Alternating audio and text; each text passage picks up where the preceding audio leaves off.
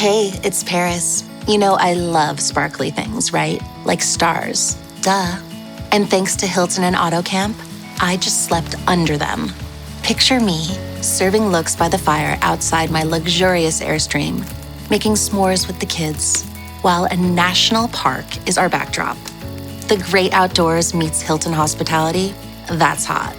Explore all the new ways to stay at Hilton.com. Hilton for the stay. With a major selection of the looks your kiddos love starting at just $4 in the Walmart app, a new school year means a stylish new them. Who knew? Find skater skirts and Crocs that say, I'm casual but cool. Sparkly sneakers that say, it's my classroom, you're just learning in it. And preppy polos that say, I'm the teacher's pet, even if they're mommy's menace at home. Find their favorite styles starting at just $4 in the app. The Walmart you thought you knew is now new. Hey, Immigrantly family, this is Saadia Khan. I have some great news for all of you. We recently launched our newsletter, which comes out 3 times a week. It's called Hyphenly, which is our no-fluff newsletter with hot takes, heartfelt stories, and all the feels of living in between cultures. Come for the nuance, stay for the vibes. You can find the link to subscribe in our show notes. Don't forget to subscribe.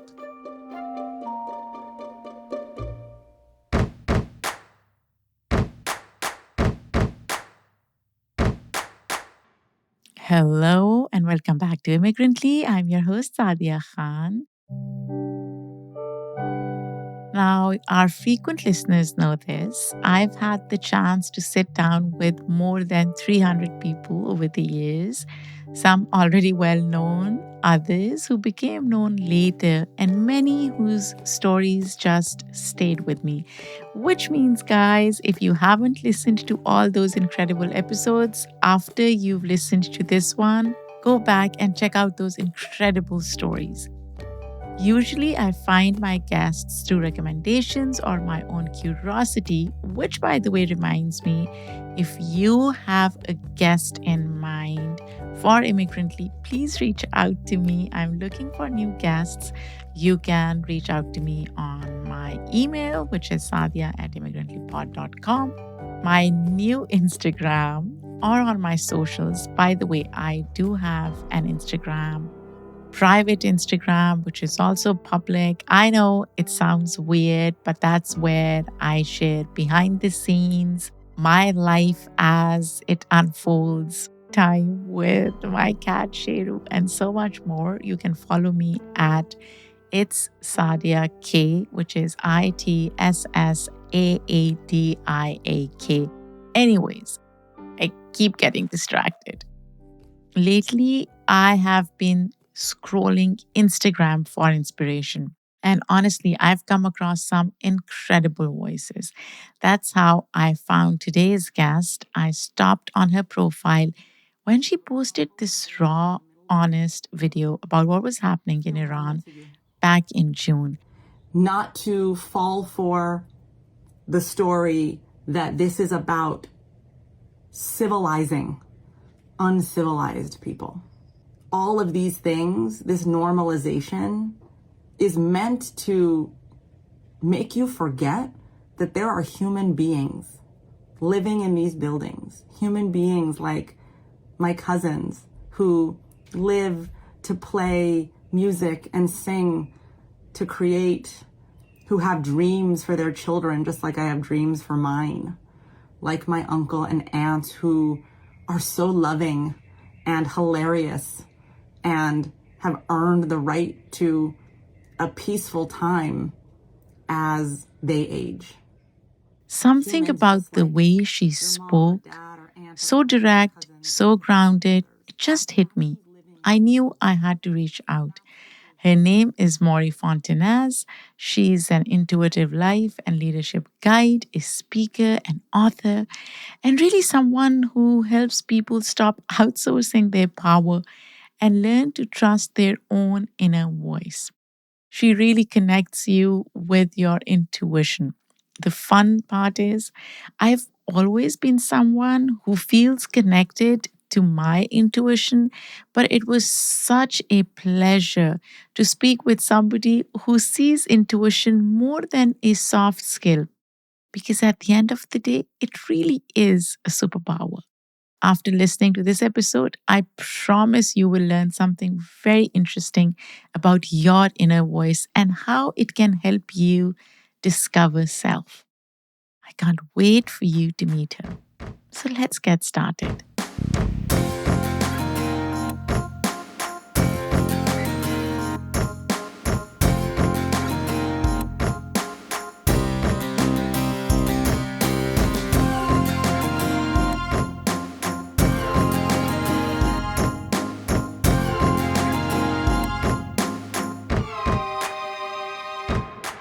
Welcome to Immigrantly, and I just discovered your name, Mory, which is beautiful. It's Persian, and you said it means pearl. Yes, Who named you, your dad or your mom? my mom. Your mom. Oh, that's so nice. So in Pakistan, we have a lot of Persian names. We have Arabic names as well. The one that is extremely common is Shireen. Oh, yeah. That means sweet. There are a lot of Shireens, in Yeah. Pakistan. But I had never heard Morvarid, but it's so beautiful. Just the sound of it is so melodic.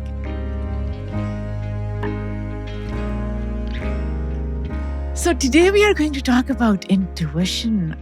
Where do we even start? First of all, full disclosure, I am self-proclaimed intuitive person. So I feel like I've always connected with my intuition. But we'll start with your intuition and how you connected with it. You call it a superpower. So it's not a soft skill in your mind. And I want to go back to where it all started. So you're a child of immigrants. You've discussed how your mother's struggle as a single immigrant shaped both your resilience and a limiting belief that suffering was inevitable. How did intuition play a role in recognizing and breaking that internal narrative? Yeah, what a great question. I'm going to take it just up one level. Really, what changed things for me was being reminded of my higher self. And I'll get into what that means in a second. But the way that our higher self communicates with us is through intuition. So really, I think that what's life changing about this work is the reminder that we are not our fear, that we are not our painful experiences, that we are not our trauma, that those are experiences that have happened to us to help shape us and expand us, often in painful ways, but that they're happening in accordance with our purpose, whatever we're meant to do in the world. You know, we have experiences ourselves, because if you don't experience it, how can you be a teacher, a healer, a guide, a leader, unless you've been there? That's the way I look at those kinds of experiences.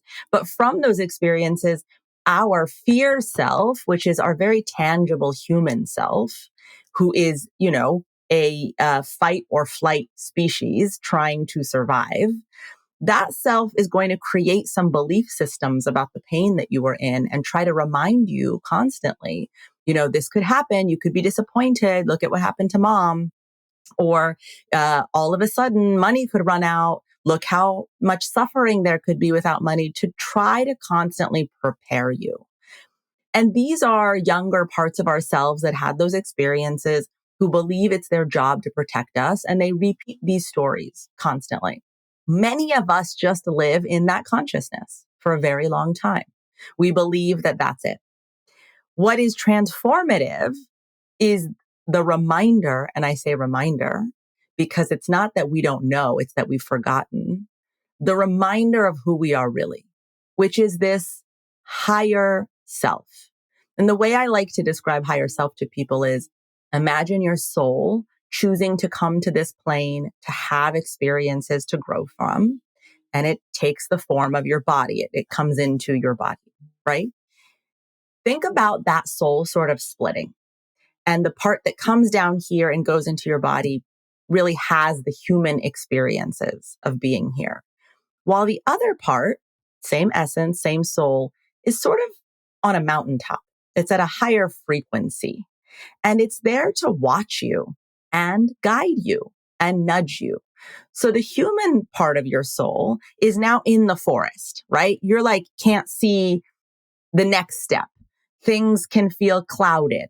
Things can feel contracted and limited. We can get into this illusion of fear because we're here and we're experiencing things tangibly. But the part of us that doesn't experience things tangibly is able to, from a higher frequency, guide us. And what does it want?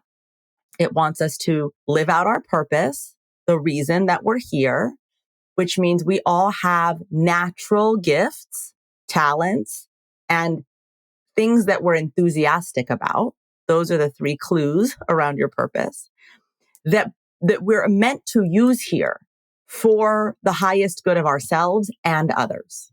So it's interested in you living your purpose.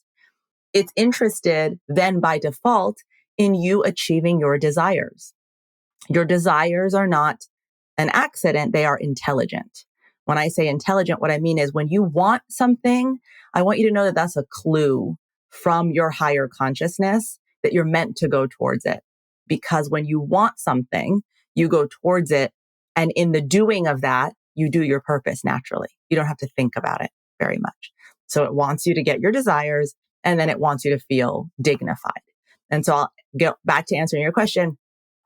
It's not about intuition changing my life. It's about being able to communicate with that higher self through intuition. So the way that it's sending you signals is through those nudges, through that knowing sense. And in listening to that knowing self, I became very aware, I am more than these fear stories. And that's what's life changing. So basically, the intuition is the messenger.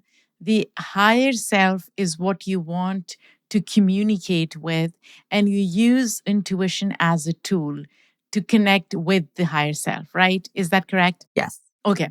So I have a lot of questions. Sure. First, about the fear, right? Now, you draw a clear distinction between fear and intuition. Fear being reactive, while intuition is this calmer, more grounded self. But for me, Mory, I wonder if it's really that neat. Like sometimes my fear really nudges me towards my intuition. It warns me of danger or makes me pause and look inwards, really inwards. And those are the moments when I connect with my intuition. And it has happened to me so many times where something cloaked as fear has nudged me in that direction. So I wonder if fear and intuition can maybe sometimes work together rather than exist in opposition always. Yeah, what you're describing is when your intuition is letting you know about something urgent or potentially dangerous. It's still your intuition when you say your fear nudges you towards something. How do you feel in those moments? I feel scared. I feel as if I were not to act on my intuition or my inner voice, something wrong would happen. So there is this sense of urgency, but it's also this very palpable fear that I can feel through my body. And if I didn't feel that, I would probably not listen to my inner voice, which to me, I know this is so bizarre, but that's how But I that's see them why in tandem your at fear times. is triggering your intuition, because you have decided that one needs the other. That's a decision you've made. So because you have chosen this system, then the fear and the intuition are entangled. But what if I were to tell you, you don't need the fear, you'd still hear the warning, but you wouldn't have to feel afraid in your body. That fight or flight response is your survival mode trying to get your attention. What you have decided, because our consciousness chooses our reality. So what you have chosen is that the fear is going to get your attention and then you will listen. you can also equally choose that you don't need the fear and that you will listen anyway and start to explore your relationship to your intuition without the fear. But because you've chosen the fear version in, that's going to be the way it's going to show up. Does that make sense? Yeah, but I keep going back to why is it bad? Maybe for me as a person, the way I am, the way I interact with the world, the way I become conscious or aware of my surroundings, because I do have anxiety, right? I feel like fear, in a way, becomes a gateway to that intuitive clarity, right? And so fear becomes a friend in some ways. And I'm not talking about fear that's almost crippling. I'm talking about fear that, again, nudges you in that direction.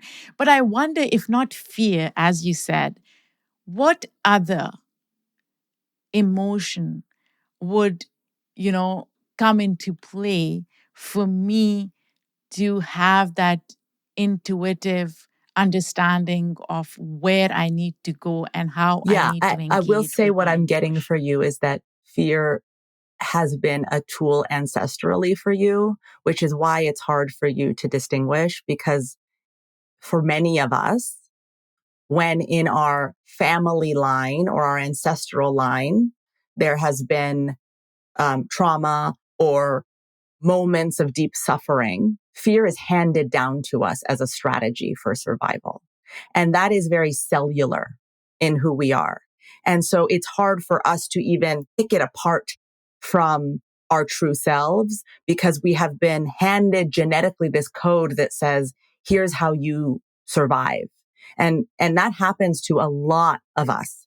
So I will just say to you again that when you describe fear as being your friend, what is possible for you, what wants to be known for you is is also a way without the suffering that fear creates, because fear creates suffering. We're not at a stasis. We're not in a parasympathetic place when there's fear. Our blood pressure spikes, our heart rate spikes, our system is uncomfortable. That's just physically. Then emotionally, we are uncomfortable. Energetically, fear is highly draining as an energy on your life force. And so the message for you here is, I believe that I can be safe without suffering, or I believe that I can thrive without suffering. And when we have the story, suffering is necessary for survival, that is an ancestral limiting belief that we've been handed to us in a genetic code. Actually, scientists have found that when you study the DNA of rats that they've done this kind of test with, if they shock a rat in one generation, there's a dent in the DNA code that gets passed down generationally to, 4 generations down of those rats. So the actual genetic code is denting with the trauma response. And so it's really enlightening for your consciousness to begin to hear suffering is not the only way for survival. But if it believes that it is, then fear is going to be essential to your operating system. What you asked me was, is there another way? Absolutely. But if you believe it, then it's true. So if you believe that there is another way, it can present itself. And the truth about receiving intuitive information, if is nothing else, is that intuition is emotionally neutral. There's no emotion attached to intuition. That means when we are connected to our deepest sense of knowing, when we are connected, even if the information is unpleasant, and I have been there many times, it comes in very factually. Now, it doesn't mean that your fear doesn't then grab it and start to make up its own stories about it. Right? That's how they can begin to interact with one another, because your fear is very smart. It is a adapted, evolved survival mechanism. But your intuition, the minute that you sense something, that instant is emotionally neutral.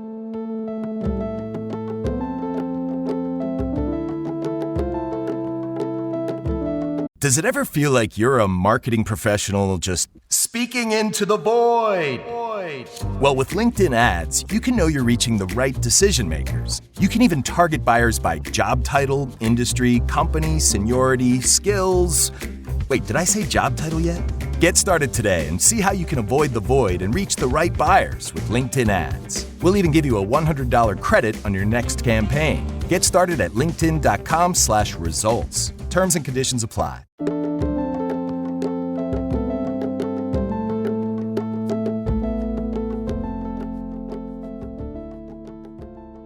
It's very interesting as I'm deconstructing the conversation. First, I do think that the fear part in me is inherent anxiety, which I've had since childhood. I don't really conflate it or correlate it to my ancestral trauma or suffering in my family. Because when I go back to my childhood, I had a very simple, mundane, pleasant childhood where I can't really connect with any childhood memories that would, evoke certain kind of responses. I feel like as an immigrant living in this country, I felt a lot more. I wouldn't even call it trauma, Mory, because I just feel there are so many terms that are recklessly used. I don't think it is a trauma for me, but it's been ebbs and flows that I've experienced as an immigrant, as a Muslim immigrant, as a Pakistani American immigrant in this country. And maybe that's where my anxiety peaks.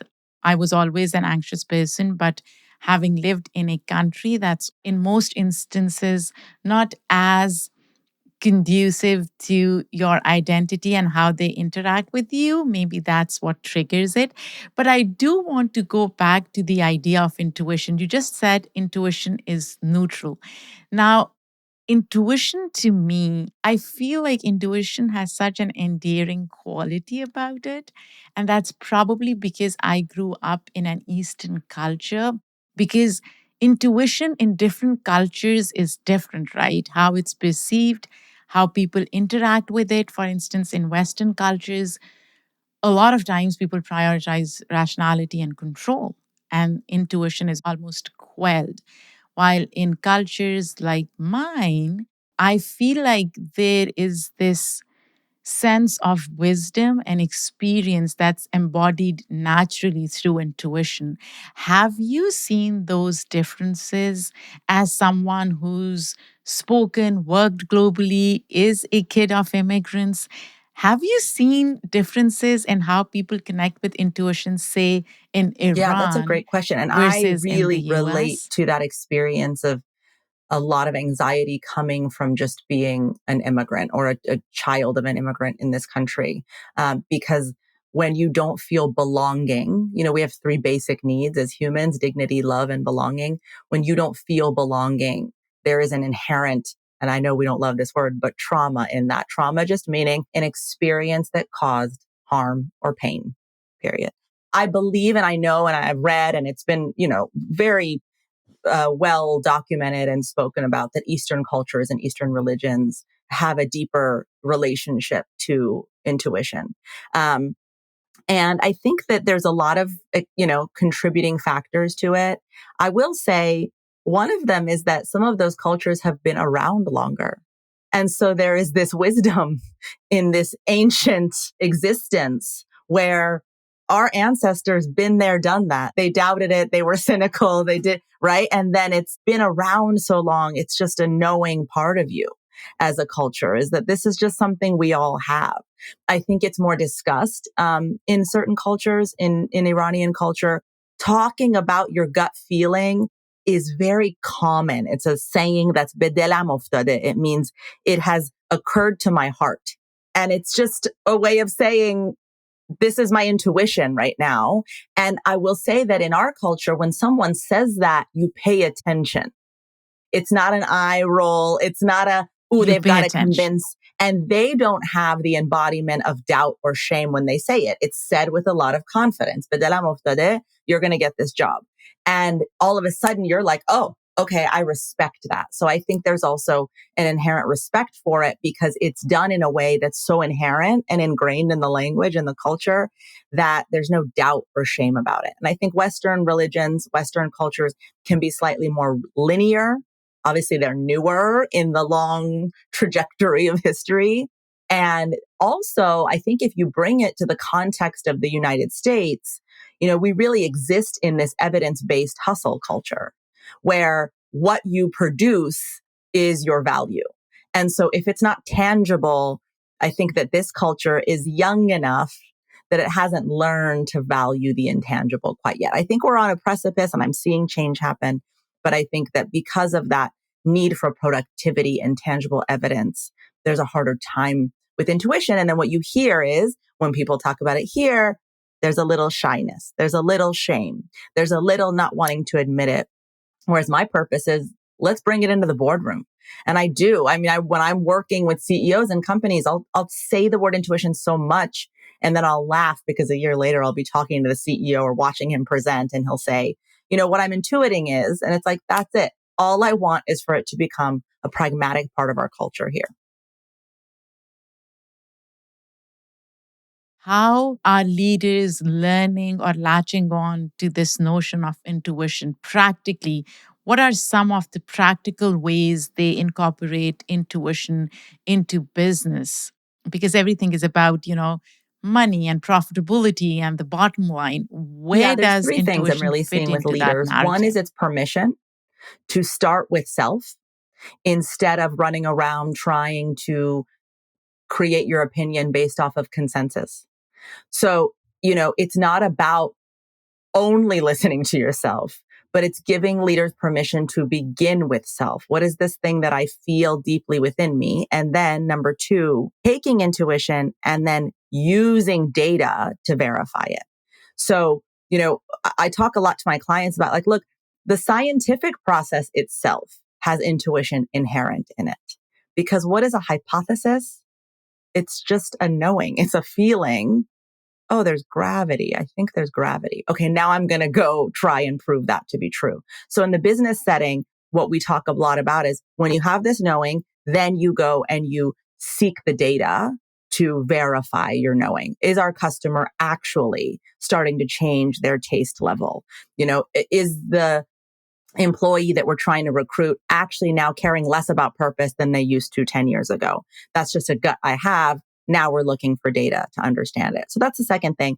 And then the third thing is it's really creating an openness in the cultures I work with, the corporate cultures, to allow others to also share what they're sensing or what their gut feeling is prior to a crisis happening. So I used to do and still do crisis management for 2 decades. And when we would go into a crisis, and even now when I selectively work on crises, and I will ask people, what did you feel before? Almost every time the employees will say, well, I had a gut feeling about this. Well, why didn't you speak up?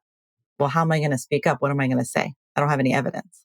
So the third business application is just starting to use that gut as a indicator of what might be coming. A precursor. And prepare for it. Have there been instances where you've seen businesses integrate intuition seamlessly into their decision making, as opposed to instances where it was hidden or dismissed? I think that And it not depends on seen the as an leader and it also important depends on the impulse. industry. I work a lot in the fashion and beauty industry. And I will say in those sectors, a lot of the creative directors or CEOs at a fashion house or a beauty line are just naturally using their intuition and no one blinks twice about it. It's just channeling creativity is about being in touch with your intuition. You're intuiting the thing you're designing, the next color you're making. And again, remember, then you can pair that with data. Are we seeing that indigo is doing well this season? Yes. So there are certain industries where I think the more creative the industry, the more naturally intuition is just accepted. It's not maybe you don't use that word, but people will more naturally accept if something occurs to someone that they see as being brilliant or a genius or connected in some way. So I think that, it depends on the leader. It depends on the industry. And I will say, I find that the male CEOs I work with and coach seem to be more comfortable just making decisions based on a gut feeling. Yeah, I think that they do it more than we Oh, even really? realize. That they're just sensing something and they'll do the thing. They'll make the decision. The difference is men don't feel that they have to ask for permission or explain themselves. Hearing the process the way you might with a female. Right. Are there any industries you think intuition as No. a phenomenon will be least effective? No. Has your Never. intuition ever let you down? No. Never. What's been the most eye-opening, challenging interaction you've had with your intuition where you had to give into your intuition, Oh, but so many you things. I mean, I dismissed it write about this in initially? my book. My first marriage was a continuous dismissal of my intuition repeatedly until the shit hit the fan and there was no not listening to it anymore. In my career, there's been moments where I've stopped listening and been, really sent in a direction that, again, there are no mistakes, but sometimes we have to learn lessons. And sometimes when you don't listen to your intuition, that learning phase of the lesson just takes longer. So there have been plenty of times, where I have had a feeling about a supervisor who was giving me guidance and who I knew, what if I keep listening to this person, it's going to harm the client or the project or myself.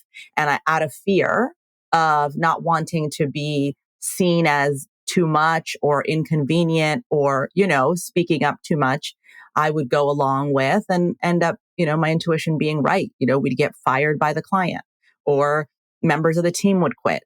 So there's been a lot of times that I haven't listened as well. And I just have learned to use those things as evidence in my internal log. Here's what happens when you listen. Here's what happens when you don't listen. So that next time you're tempted by fear not to listen, you can actually look at the evidence because our brains love evidence and say, actually, when I've listened, this has been the outcome. And it's always been in my best interest and the best interest of others.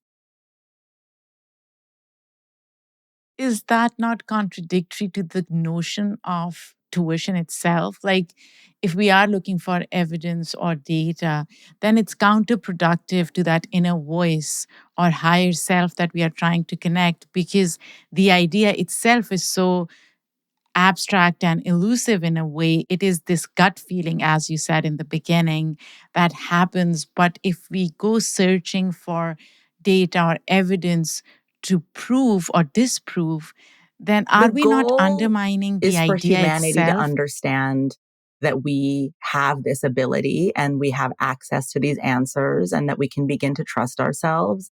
How we go about understanding it, there's no judgment about us needing evidence. We are tangible beings and we require evidence.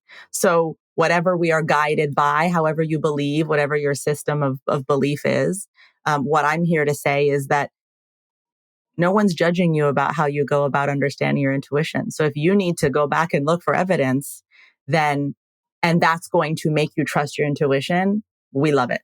Do it. Whatever the process looks like that makes you trust yourself more, that is the right process for you.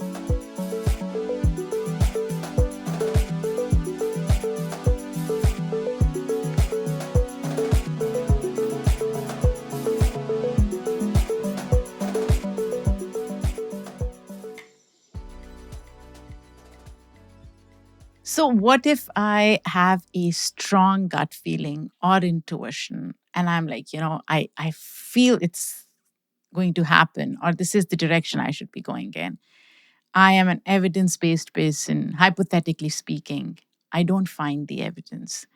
And I decide not to Well, follow maybe it. we Like, could define where do I evidence a go little from better. there? I think that when I talk about evidence, what I'm saying to you is I want you to think of 2 times in your life where you had a gut feeling and you listened to it. What happened? What was the outcome then? That's the evidence that I'm asking you to present to yourself, is knowing when I listened, I did this thing, and then down the line, this or that occurred, which tells me from an evidence standpoint, listening to my intuition is good for me, or it gets me to a place that's better for me. I think what you're asking about is instant results. That's a different thing. Is that what you're asking? Is like, if you intuit something and you don't immediately see it happen, should you doubt it? Oh, okay. Not immediately, but down the line, if it doesn't happen, like, because in my mind, and again, this goes back to coming from a culture where it's either the intuition, like either you'll follow that gut feeling or you won't. Like for me, I don't need evidence to go in that direction. But as you said, everybody is different. Some people need evidence, others don't. For me, again, this idea of gut is so intuitive in itself. If I am going to go with my gut, then I don't need an evidence. This is the feeling. This is what I'm getting. And I will just trust it completely. I'm a believer. And that's where I sometimes think that in obviously Western cultures, I'm not an expert on this. I'm somebody who practices it. I can really see how some people who may be hesitant to believe in the idea of intuition or connecting with higher self may have doubts, and they may look for evidence whether how their intuition worked in certain situations and then projecting on to a different situation, which to me is very intriguing, right? Because again, in my mind, intuition is being a believer through and through. Yeah, I mean, it's different for everyone. Intuition shows up in our body, in our emotions by being neutral, and in our energy. And so it becomes about an exploration in yourself. Hey, when I have a knowing out of nowhere, what happens in my body? Do I feel my heart racing? Do I feel my fingers tingling? Is it a tingling in my stomach? That's where the gut feeling concept comes from. So, it has to be an individual exploration around what happens in your body when you start to just feel like you know something. What happens in your energy? Do you notice that you're more peaceful? Do you notice you're more energized? The number one way to decipher is if I'm scared, if I'm angry, if I'm sad, if I'm nervous. That's not my intuition. So learning to identify the thought that is the most neutral and distinguish, okay, I have a thought. I feel the neutrality of it. Do I feel it in my body? Yep. Here's where I feel it in my body. There's the tangible signature that it has. But I think, again, for the cynics, I've never been proven wrong, but I'm always open to it. Every time I ask someone, open your journal, spend 5 minutes, write down a moment in time in your past where you knew something, where you knew you needed to do something or didn't do something or whatever it is. Write that down. And then now write, what was the outcome of that? That moment for cynics is powerful because it's a reminder, oh, this is a system that's happening in me that I'm not even thinking about. And so there it is. I can see the proof that that system exists and that it is working for me. How do you connect with your intuition? What is the physiological indicator for you? It changes. It can sometimes feel like excitement. I can feel a sense of, something rising in me. I have worked so much with it that it feels like just a second voice that I'm really connected to. But I am human like the rest of us. And so I can be in moments of deep anxiety or fear and not hear it at all for stretches of time because of whatever it is I'm processing through that's making so much noise that it doesn't leave room. What your intuitive self loves the most, what your higher self loves the most is quiet so that it can communicate, so that it can break through. And when your mind is busy, when your mind is racing through all the things that could go wrong or all the things that you need to do or all the ways that it's not going to work out, or all the ways it wants to prepare you for the disappointment that's coming one day that, by the way, usually never shows up. When your mind is busy, your higher self is speaking, but it can't break through that noise. And so if you can find a way, and this is what I try to do, to quiet the mind, whether that's breathing, there's a breathing technique I teach people, or going for a walk. This helps me a lot. I live by the ocean. Being by the ocean helps. The minute I quiet my mind, I can hear it.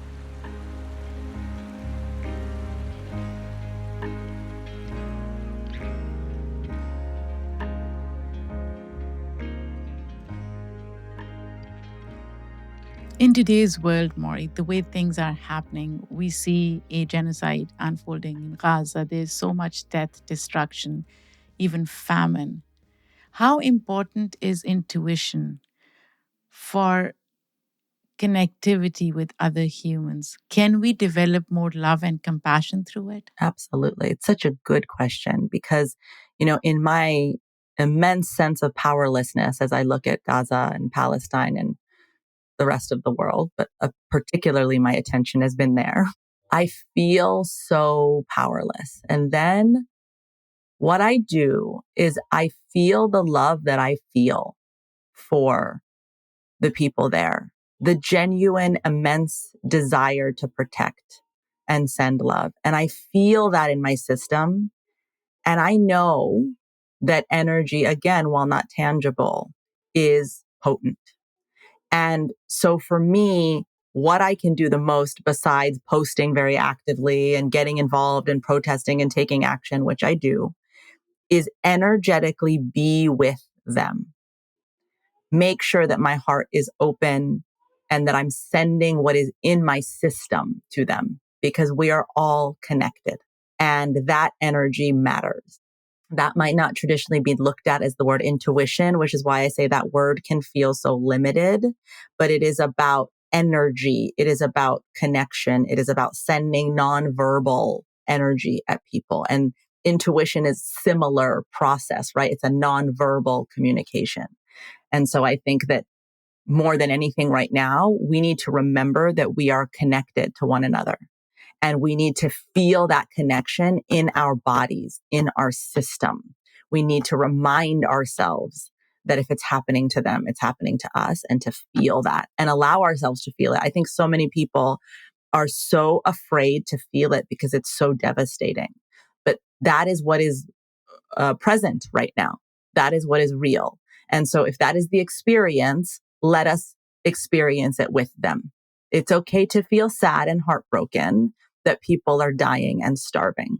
It's okay.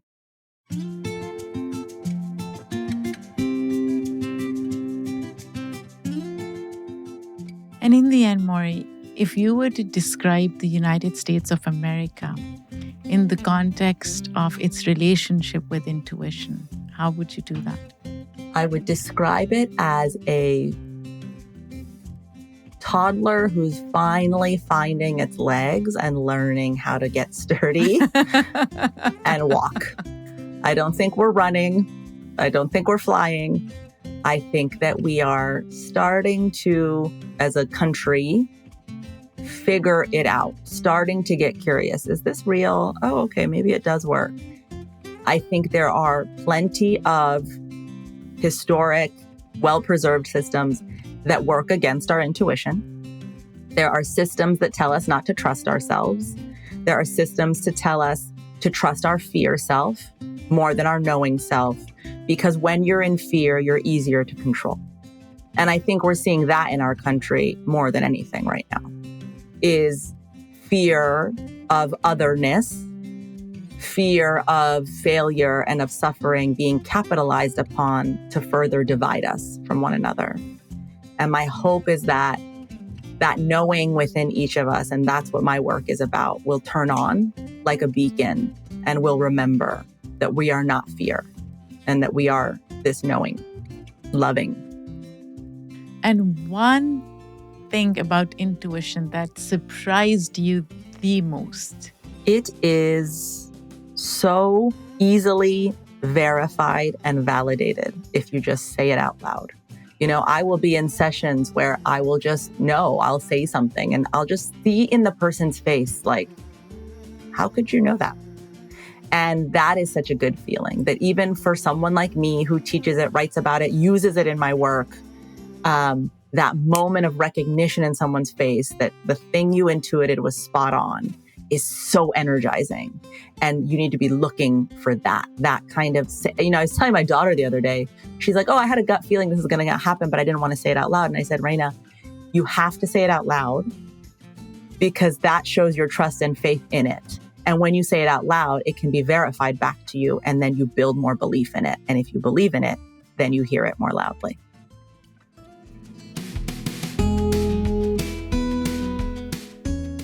Where can people find your book? You can find it anywhere you buy books. It's called Higher Self, Reclaiming the Power of Your Intuition. You can find it on Amazon or anywhere you buy books. And then you can follow me at Mory Fontanez on Instagram, and you'll hear about what I'm up to. Wonderful. This was great. Thank you so much, Mory, for your time. Thank you, Saadia, for reaching out. It was a lovely conversation.